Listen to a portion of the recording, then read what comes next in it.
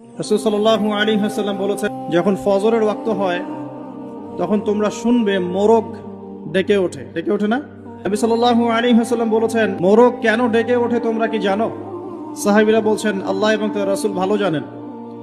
নবী সাল্লাল্লাহু আলাইহি ওয়াসাল্লাম বলছেন, এই মোরগ আল্লাহ পাকের রহমতের ফেরেশতাদেরকে দেখতে পারে। বলে সুবহানাল্লাহ। তাই তোমরা তখন এই দোয়া পাঠ করো, আল্লাহুম্মা ইন্নী আসআলুকা মিন ফাদলিক। এই দোয়াটা পড়বেন সকালবেলা। তো যে রহমতের ফেরেশতা একটা মোরগ দেখতে পাচ্ছে, আমি দেখতে পাচ্ছি না, তাহলে আমার দৃষ্টির সীমাবদ্ধতা জানান দিচ্ছে একটা